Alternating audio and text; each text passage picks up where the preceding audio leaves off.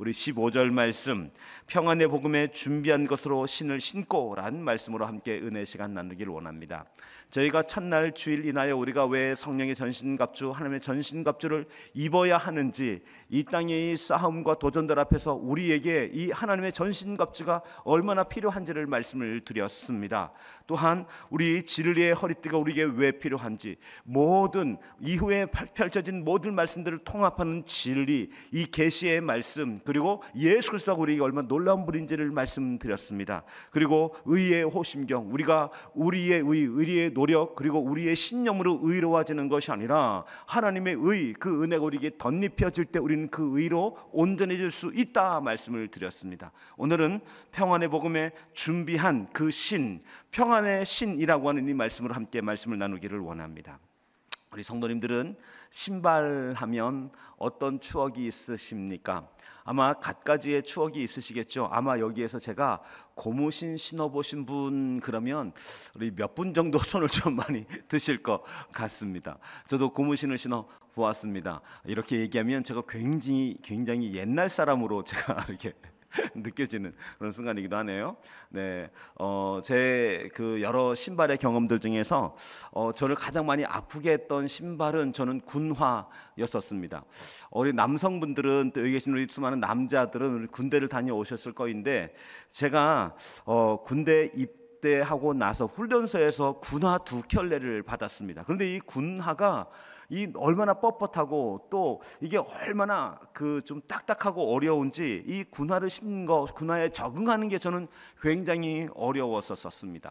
그러다가 이제 신병훈련소에서의 그 이제 일정 중에서 100km 행군이 있습니다. 이거 완주하고 나서 이제 파티가 있는데요.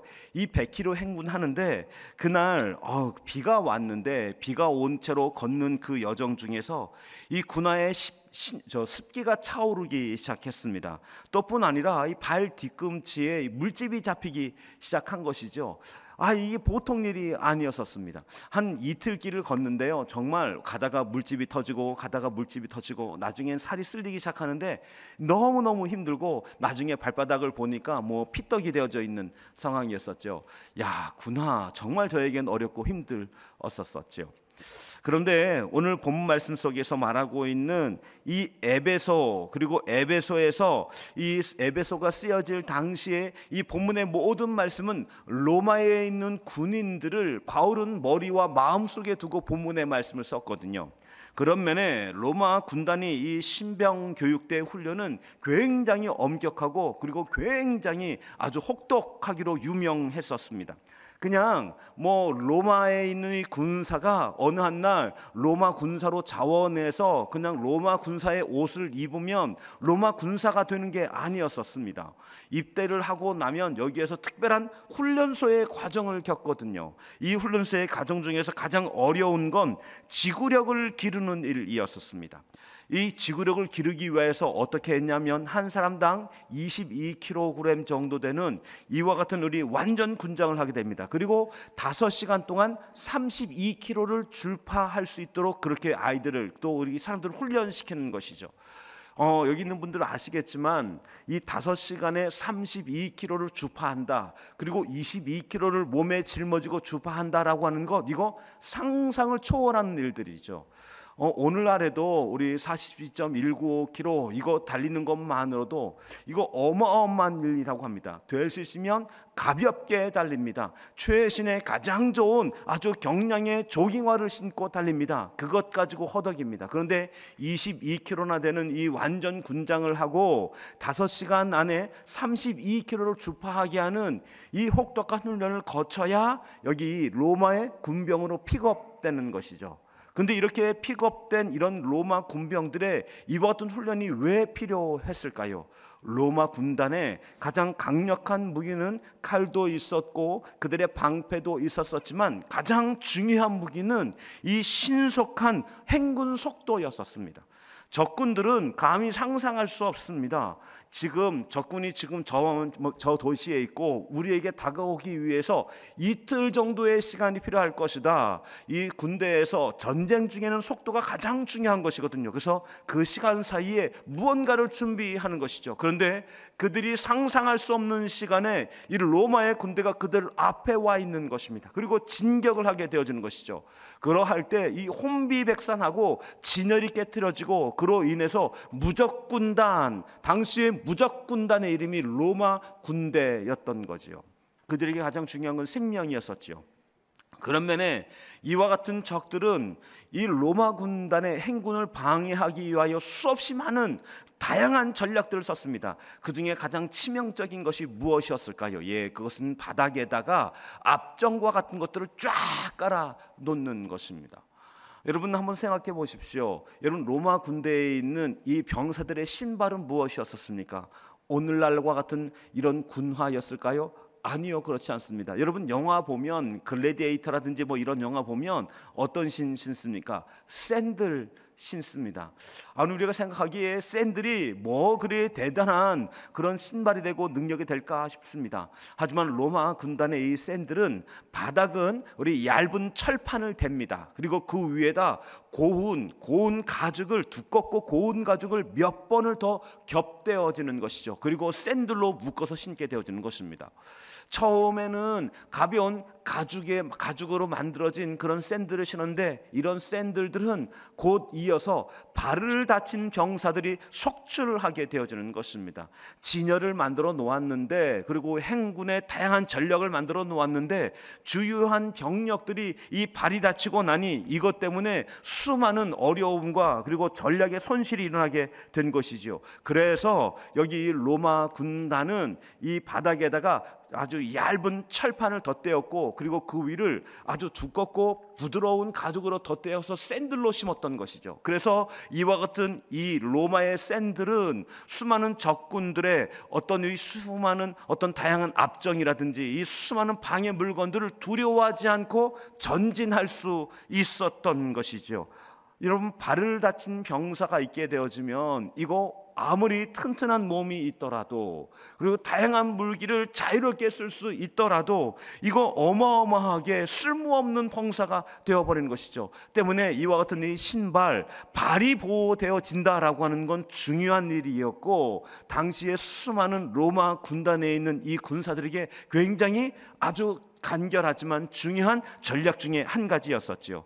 그런데 오늘 우리 본문 속에 있는 우리 이 신에 대하여 성경은 무엇이라 말씀하고 있습니까?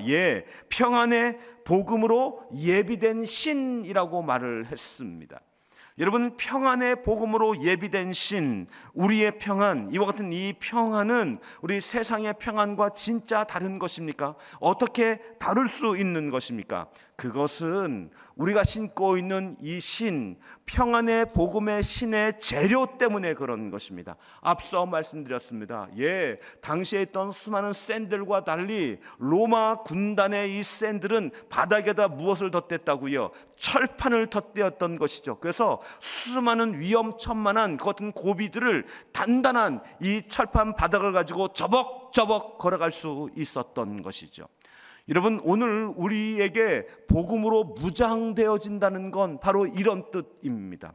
여러분 우리의 평안, 오늘 우리의 복음은 어떻게 마련되어졌습니까?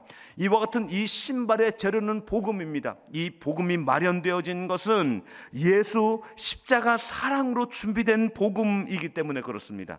나 같은 죄인을 오늘 위하여 십자가에 못 박혀 죽으신 예수 그리스도의 생명의 값이 지불되어진 평안이라고 하는 것이죠. 여러분 십자가 안에는 무엇이 있습니까? 십자가 안에는 용서함이 있습니다. 십자가 안에는 무엇이 있습니까? 용납이 있는 것이죠.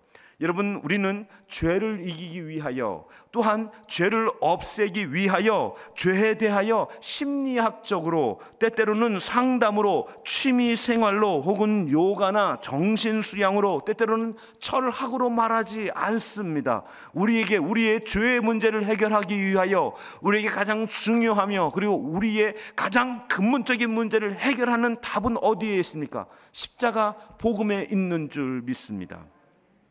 여러분 사단은 오늘 우리가 죄의 문제로 인하여 오늘 우리의 내면의 깊은 곳에 다다른 죄의 문제와 우리의 여러 가지 연약함으로 생겨진 수많은 불안에 대하여 심리학적으로, 그리고 또한 철학적으로, 때때로는 상담으로, 때때로는 취미 생활로, 그리고 다양한 것을 즐기고 먹음으로, 또 때때로는 그 자리를 벗어남으로 오늘 우리에게 평안이 임할 것이다, 그리고 우리 마음이 새로워질 것이다, 그리고 보존될 것이다를 말합니다. 이것 저는 사단의 전략이라고 생각합니다. 세상은 그와 같은 수많은 전략들로 사람들의 마음과 생각을 여전히 빼앗아 가고 있습니다. 하지만 그와 같은 모든 일들이 있은 후에도 여전히 마음 가운데 불안과 두려움은 사라지지 않는 것이죠. 제가 우리 있었던 교회에서 여러 목사님들과 함께 이제 지방에 있었었죠. 근데 지방에 내에는 또 여러 목사님들, 그가 오는 교회가 어렵고 힘겨운 교회들도 많았고, 또 때때로는 연세 드신 분들도 많았었습니다. 그런데 어느 한 날 우리 이제 선교 여행을 가자고 하는 것입니다. 근데 지방의 재정으로 선교 여행 가는 것이 쉽지 않았습니다. 그런데 이 같은 지방의 재정으로 선교 여행을 또 각 사람마다 얼마의 또 후원금과 또 얼마의 또 이제 돈을 지불해서 선교 여행을 떠나게 된 것이죠. 제가 물었습니다. 아니, 선교 여행 이거 지금 꼭 가야 하나요? 라고 말을 했더니 그 중에 한 분이 이 선교 여행을 여기 몇 년 동안 기다렸던 그런 분들이 계시다는 것이죠. 그래서 선교 여행을 다녀오게 된 것이죠. 그런데 제가 선교 여행을 다니면서 물론 그 안에 은혜의 시간도 있었고 소망의 시간도 있었지만 저의 마음은 굉장히 불편해지기 시작했습니다. 선교 여행을 다녀오고 그리고 교회에 도착했는데 교회의 산적한 문제들은 조금도 해결되지 않은 상태였었습니다. 조금도 문제가 해결되거나 개선되어지지 않았던 것이죠. 가서 좋은 것 먹고 가서 새로운 풍경을 보고 다른 것을 경험했습니다. 하지만 돌아와 교회 안에 있는 수많은 난제된 문제들은 조금도 해결되어지지 않은 채 잠시의 여행으로 그 시간의 위로를, 그 시간에 어떤 스스로에 대한 어떤 것들로 마음의 어떤 시간들만 갖고 오게 된 것이죠. 그때 그런 생각이 들었습니다. 저의 내면에 있는 고민과 불안은 잠시의 여행을 다녀온다 하여 결코 해결되어지지 않는다. 다른 것으로 결코 해결되어지지 않는다.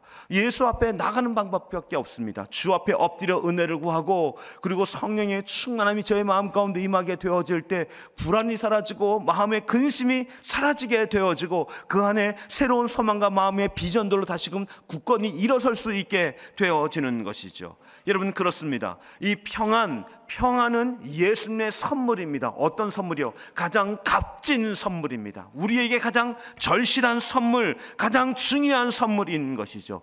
이와 같은 평안이 임하게 될 때 첫 번째, 오늘 우리에게 죽음과 죄의 문제로부터의 불안이 사라집니다. 어떤 문제입니까? 우리의 영혼이 안전하다는 것입니다. 여러분, 이 땅을 살아가면서 오늘 우리에게 우리의 삶의 안전, 그리고 우리의 영혼의 안전, 나의 내면의 안전, 그리고 내가 의지했던 여러 가지 부분에 대한 안전이 박탈당하거나 그 안전의 위기가 생기는 것들 때문에 우리는 얼마나 많은 비용들을 지출하고 있습니까?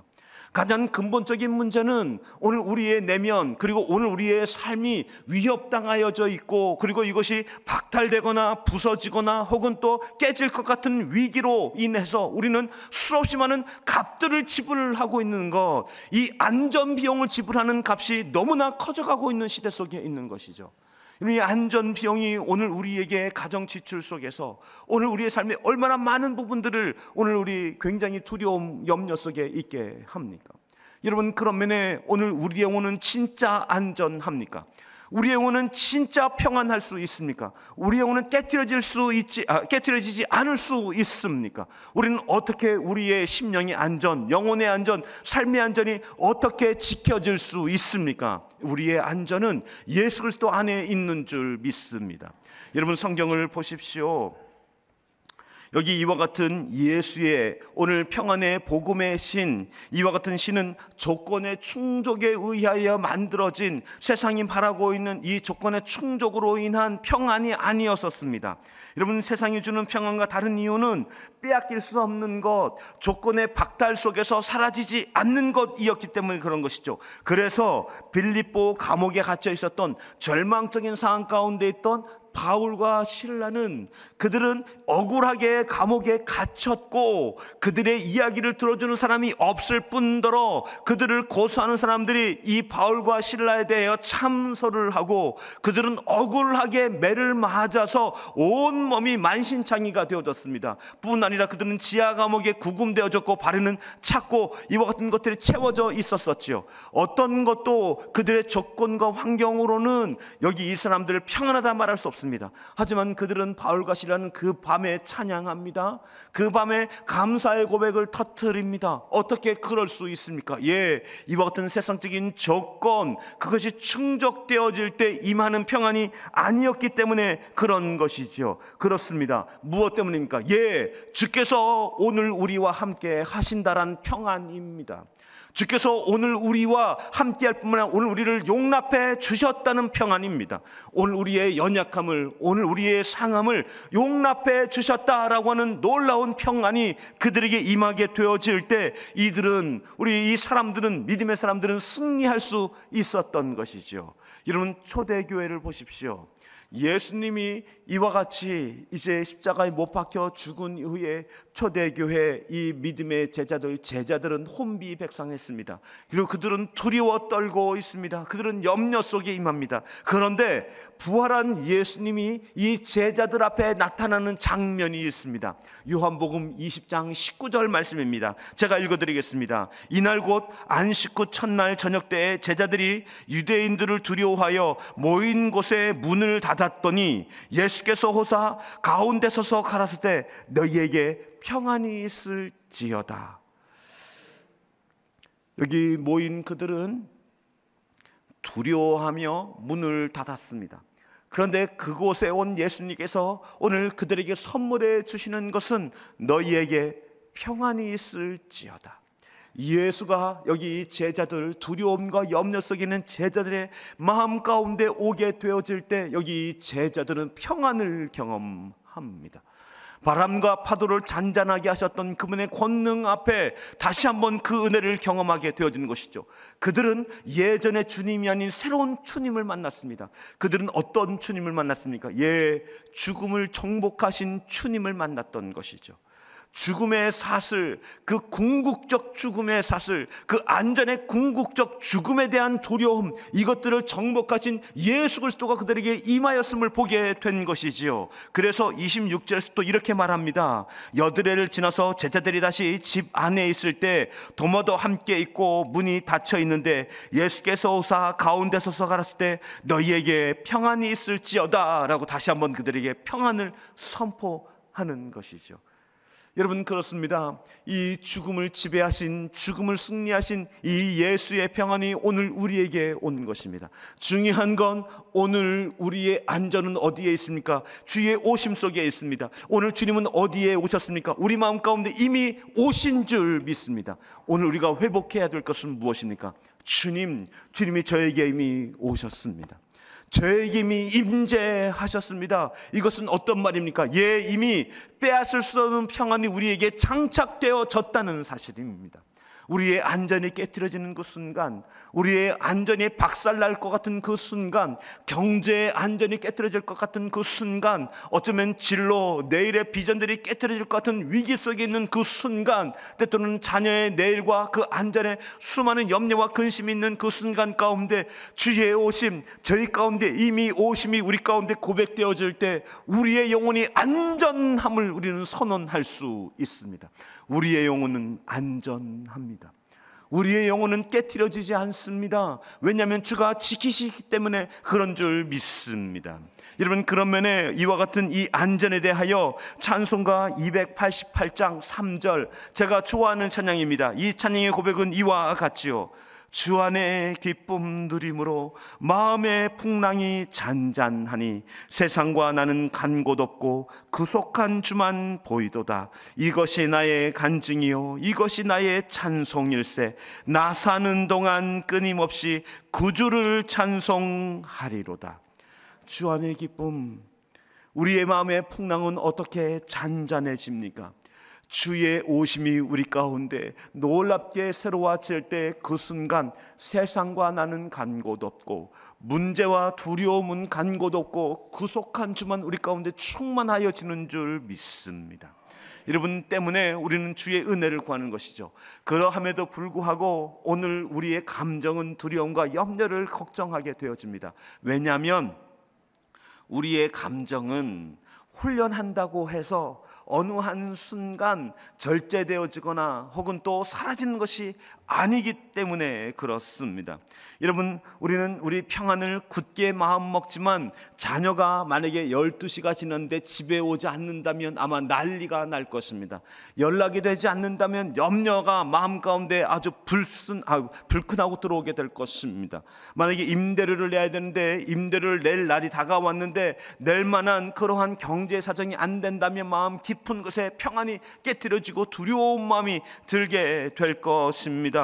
그리고 무언가 통장의 지출이 가장 기묘한 시간에 이 통장에 잔고가 없다는 사실을 발견하게 될 때 이것이 점점 큰 마음의 불안과 염려를 갖게 할 것입니다. 왜 그렇습니까? 우리의 감정은 단순히 감정을 조절한다고 해서 이것이 사라지거나 없어지는 것이 아니기 때문에 그렇습니다. 여러분, 평안은 집안의 문을 닫는다고 해서 충족되는 것이 아닙니다. 통장의 잔고에 따라서 채워지고 없어지는 것이 아니기 때문에 그렇습니다. 이와 같은 우리의 삶, 우리의 문제에 대해서 성경은 어떻게 말씀하고 있을까요? 요한복음 20장 20절로 22절까지의 말씀입니다. 이 말씀을 하시고 손과 옆구리를 보이시며 제자들이 주를 보고 기뻐하더라. 예수께서 또 이르시되 너희에게 평강이 있을지어다. 아버지께서 나를 보내신 것 같이 나도 너희를 보내노라. 이 말씀을 하시고 그들 가운데 그들을 향하여 숨을 내쉬며 이르시되 성령을 받으라. 예수의 오심으로 말미암아 우리 안에 성령이 부요해지는 것입니다. 주 예수 그리스도를 믿는 사람들은 이미 주의 성령이 임한 줄 믿습니다. 우리 안에 주의 성령이 다시금 부요해지는 것이지요, 풍성해지는 것이지요. 주님의 오심이 오늘 나에게 계십니다. 이것이 선언되어지고 우리 안에 성령이 마음 가운데 불일 듯 일어나기 시작하는 것이죠. 그러할 때 오늘 우리 가운데 놀라운 평안을 맛보게 되어집니다. 평안, 이 평안은 성령의 충만함이 우리 안에 깊은 곳에서 샘솟게 되어질 때 놀라운 평강을 맛보게 되어집니다. 여러분, 여기 다울의 숙적이었던 사울 왕을 보십시오. 성령이 그와 함께 있을 때에는 그는 찬양하고 찬미하는 사람입니다. 하지만 그에게서 성령이 떠나간 다음에 이 사울 왕은 그 왕국 내에서 모든 것이 충족되어져 있는 사람입니다.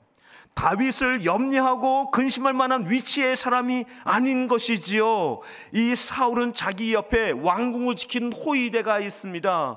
그리고 수많은 지파가 사울을 향하여 도열되어져 있습니다. 그리고 사울은 그의 말 한마디에 전국에 있는 모든 것들이 움직여지는 사람입니다. 하지만 성신이 떠나가게 되어지자 다윗이 어디에 있는지, 다윗의 출처와 그리고 다윗의 어디에 있는지 모른다는 이것 때문에 온갖 두려움과 염려에 쫓기는 삶을 살게 되어지는 것입니다. 여러분, 얼마나 큰 손실은 압니까? 하지만 다윗은 보십시오. 다윗은 천하만고에 그를 보호해 줄 사람도 없고 그를 돕는 이도 없는 이였었습니다. 오직 그에게 똑같은 피해와 어려움에 있는 사람들만 다윗에게 모여지고 있습니다. 이와 같은 이 다윗은 어떻게 합니까? 새벽에 노래합니다. 새벽에 비파를 탑니다. 새벽에 기도합니다. 그에겐 평안이 임합니다. 어떻게 그럴 수 있습니까? 그의 마음, 그의 영혼 가운데 무엇이 있었기 때문에, 성령의 충만함이 그와 함께 하였기 때문에 가능했던 순간들인 것이죠. 여러분, 우리의 삶 가운데 이 평안이 임할 때 우리는 어떤 은혜를 보게 되어지나요? 여러분, 요한복음 16장 33절, 이것을 너희에게 이름은 너희로 내 안에 평안을 누리게 하려 함이라. 세상에서 너희가 환난을 당하나 담대하라. 내가 세상을 이기었노라 하시니라. 제자들이 예수님과 함께 이 갈릴리 바다를 건너갈 때 큰 폭풍을 만났습니다. 그런데 이와 같은 이 폭풍 속에 제자들이 혼비백산합니다.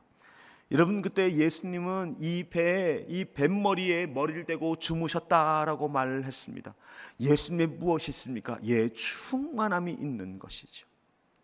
놀라고 두려워할 만한 상황 가운데, 죽음이 압도적인 상황 가운데 예수님의 평안은 빼앗기지 않는, 빼앗을 수 없는 평안이었던 것이죠. 그 평안을 선포합니다. 바람과 파도야 잔잔하여 져라 라고 주께서 선언하시는 것이죠. 오늘 우리 주의 말씀 가운데 이 말씀 의지하여 우리의 영혼 가운데 선포할 수 있길 원합니다.